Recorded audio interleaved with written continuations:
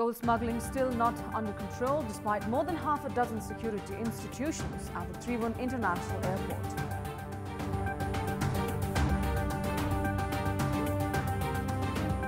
While government prepares new programs and policies for the upcoming fiscal year, ministers busy announcing their own programs and work plans. North Korean leader Kim Jong-un crosses over to the southern side, the first leader to do so since the end of the Korean War. Crucial talks currently underway. And Arsenal and Atletico Madrid settled for a 1-1 draw in the first leg semi-final match at the Europa League.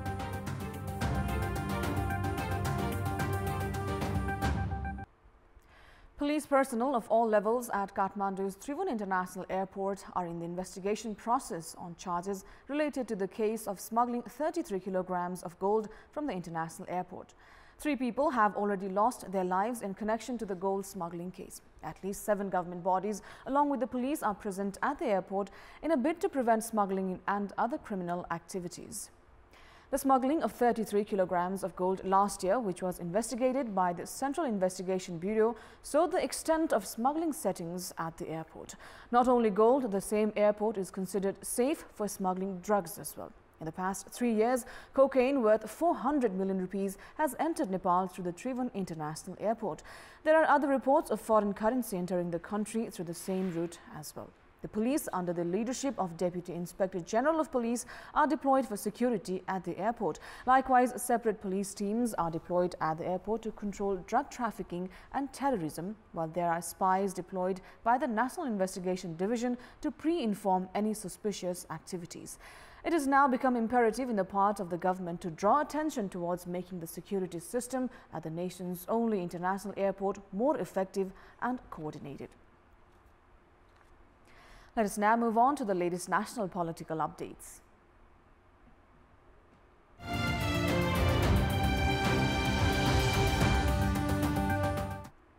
The government is only just preparing new programs and policies and budget for the upcoming fiscal year.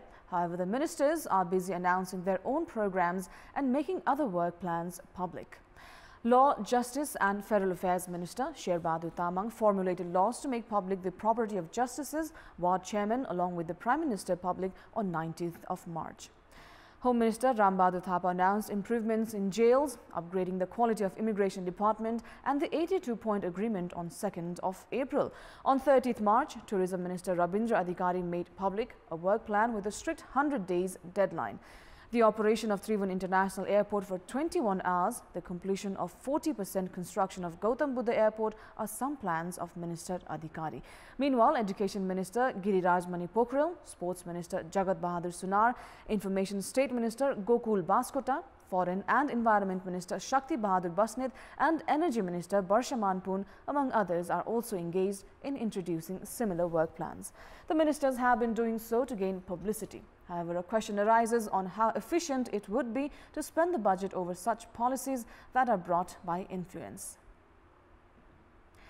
Now, at a time when Chairman duo of CPN-UML and CPN-Maoist Centre are in uncertainty regarding party unification, the top brass leaders are seeking assurance for executive positions. The engagement of leaders for the personal interest has caused delay in this regard. There is no disagreement between the two parties regarding the principle of unifying the parties. Leaders of both the parties have been promising party unification at the earliest. However, there are many leaders who are more concerned about their position in the party. The management of human resources is more challenging in CPN-UML as compared to CPN-Maoist Centre. Senior leader of CPN-UML, Madhav Kumar Nepal, is in preparation to take the responsibility of party leadership at the General Convention.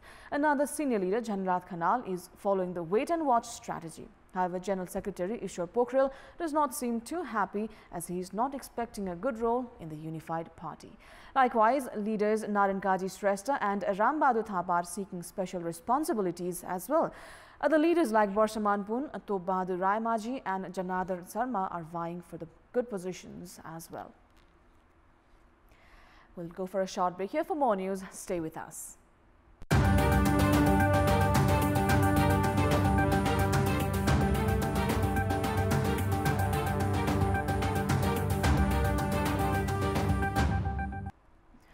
Welcome back. More than 300,000 children across the nation belonging to the Dalit and marginalized communities, among others, have not been able to receive education. More than 50% of these children are from province number 2 alone. In Dhanusha alone, there are around 29,000 children who have been deprived of school education due to lack of awareness and financial problems. The majority of these children are forced to work for their daily household chores and toil in others' land due to poor economic conditions. Data from the Department of Education shows 154,000 children from province number 2 are deprived of school education. Officials of district education offices also say parents with poor economic background make their children work starting at a very early age and then send them to Gulf countries to work once they receive their citizenship certificates. Apart from poor economic conditions, lack of awareness is also another reason behind children not attending schools. Furthermore, these children who have enrolled in schools are also irregular. Government statistics show 50% of the children in province number 2 enrolled for schools have left. Likewise, at the national level, around 40% of students are found to be leaving without completing their schooling every year. And with that, it's now time for our segment Public Pulse, where you text us with your opinion. Public Pulse. And your question is, why are ministers rushing to announce programs despite government not declaring programs and policies yet? Your options are A, strong enthusiasm to work, and B, publicity stunt. The voting is on. Type NEWS, select your option A or B and send it to 8080 to share your opinion with us. It's now time for the international update.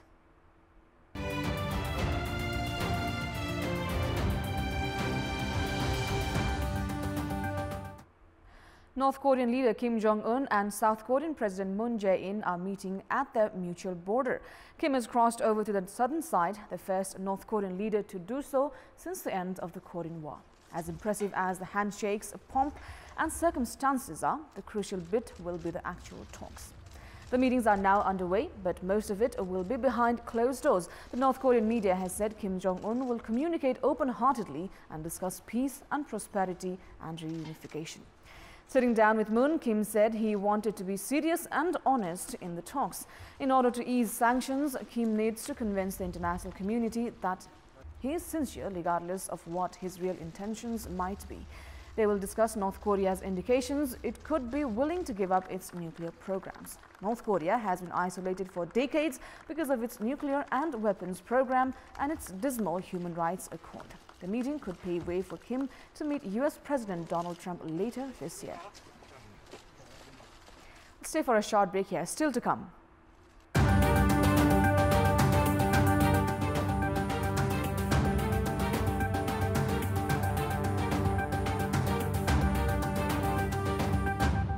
Sports news. Arsenal and Atletico Madrid have settled for a 1-1 draw in the first leg semi-final match in the Europa League.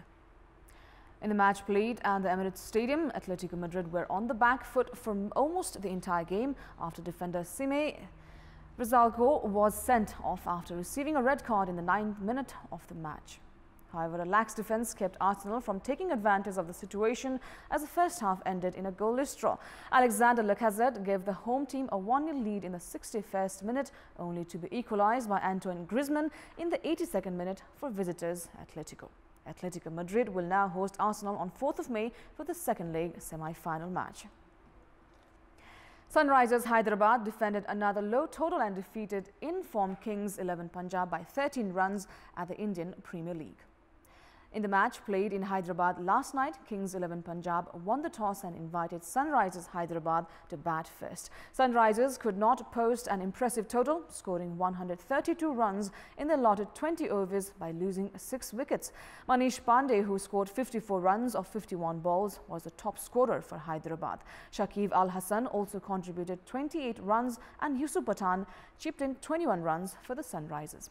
Aniket Rajput, who grabbed 5 wickets, was the pick of the bowler for Punjab. Chasing a below-par total of 133 runs for victory, Kings 11 Punjab were bowled out for 119 runs in 19.2 overs. This is the second time this week that Sunrisers defended a low total. Just last Tuesday, Sunrisers Hyderabad had defeated Mumbai Indians by 31 runs, defending 118 runs. In Punjab's scored last night, KL Rahul top scored with 32 runs of 26 balls, while Chris Gayle chipped in 23 runs of 22 balls. Rashid Khan played an instrumental role in bowling out Punjab by grabbing 3 crucial wickets. Saqib Al Hasan, Sandeep Sharma and Basil Thampi all picked up 2 wickets each to help Sunrisers Hyderabad defend a low total one more time.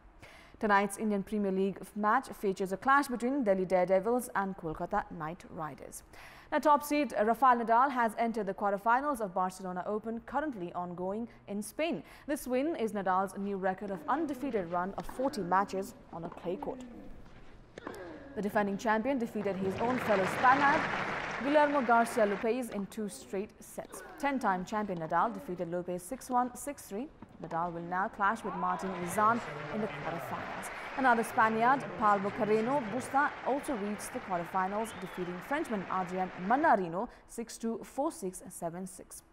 Likewise, Martin Klizan beat Spaniard Feliciano Lopez 6-1, 6-4 to reach the quarterfinals, and last year's runner-up Dominic Thiem also made to the last 8, beating Josef Kobalic of Slovakia 7-6, 6-2. Greek Stefanos Tsitsipas meanwhile knocked out Spaniard Albert Ramos Vinolas 6-4, 7-5. In another match, world number 5 Grigor Dimitrov defeated Malik Zazidi of Tunisia 7-5, 3-6, 7-6. Now, Barcelona forward Lionel Messi has been awarded the trademark rights to his own logo after winning a European Union court challenge. A Spanish cycling clothing manufacturer owning the name Messi filed a notice of opposition to the original registration of Messi's trademark in 2011, claiming it would lead to confusion with its already registered brand. However, the General Court of the European Union ruled in Messi's favor yesterday after a 7-year battle, overturning the European Union's Office for Intellectual Property's EUIPO original ruling. The decision means Messi is free to use his own branding as he wishes on sports and gymnastics clothing, footwear and equipment across the EU. The General Court argued that he is so well known around the world that any similarities between the trademarks would be basically redundant. Messi originally went to EUIPO in 2011 to request a trademark, but Jemmy Masferrer Koma, the owner of Messi, filed a notice of opposition. EUIPO ruled in Coma's favor, then upheld its decision in 2013 and dismissed an appeal from Messi the following year. Messi then brought an appeal before the General Court to have the decision annulled. Now, the International Cricket Council (ICC) has given T20 international status to all the countries associated with the council.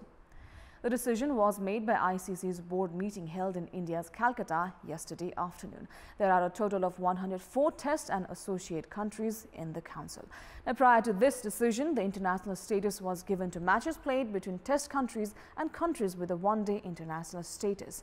After yesterday's decision, 18 countries will receive T20 international status, which includes 12 test-playing nations. Based on the press release made by the ICC, the men's cricket team will receive the international status from 1st of January 2019, while the women's cricket team will receive the international status from 1st of July 2019. Apart from this decision, the ICC also declared future tour programs for the development of world cricket. According to Chief Acting Officer of ICC David Richardson, the future tours program will be held between 2019 and 2023.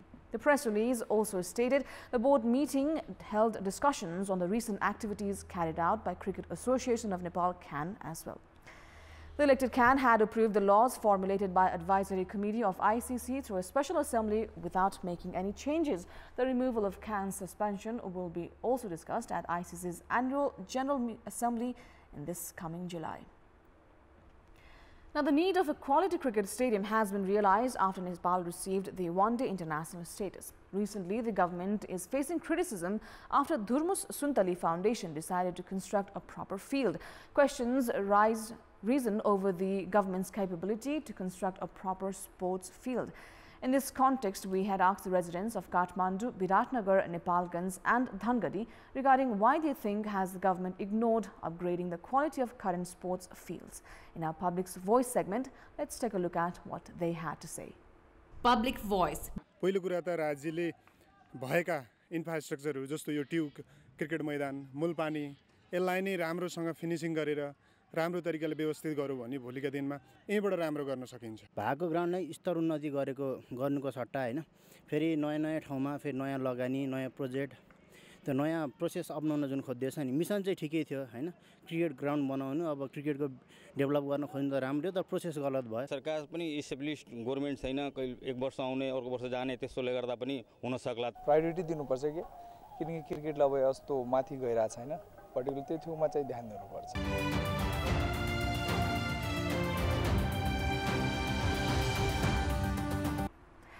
Three-Star Club has entered the semi-finals of the My Valley Gold Cup, defeating Nepal Police Club 4-3 in a tie-breaker. In the match played in Ilam yesterday afternoon, Regine Suba scored a goal in the 26th minute after receiving a pass from Narkumar Rai and gave Nepal Police a 1-0 lead. In the second half, Regine Dhimal came up with an equalizer in the 74th minute and tied the score at 1-1. After 90 minutes of regulation play, the score remained deadlocked at 1-1 and the match went into a tie-breaker. In the tie-breaker, Bimal Khartimagar, Rajin Dhimal, Rupesh Kesi and Nirajan Khadka converted their spot kicks for Three-Star Club, while Sunil Bal's shot was blocked by Nepal Police goalkeeper Roshan Khadka. Likewise, Teiz Tamang, Regine Suba and Dinesh Rajbansi scored for Nepal Police Club, but Suman Lama and Him Tamang's spot kicks were denied by Three-Star goalkeeper Alan Newpane, and Three-Star Club won the match 4-3 in a tie-breaker. Three-Star Club will be clashing with Armed Police Force APF in the semi-finals. The first semi-final match, which will be played today, features a clash between Manang Marshangdi Club and Tribhuvan Army Club. Now, before we wrap up, here's a look at the top stories one more time. Gold smuggling still not under control despite more than half a dozen security institutions at the Tribhuvan International Airport.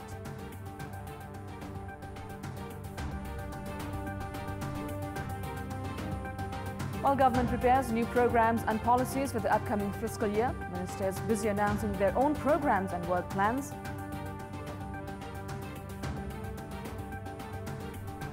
North Korean leader Kim Jong-un crosses over to the southern side, the first leader to do so since the end of the Korean War. Crucial talks currently underway. And Arsenal and Atletico Madrid settled for a 1-1 draw in the first leg semi-final match at the Europa League.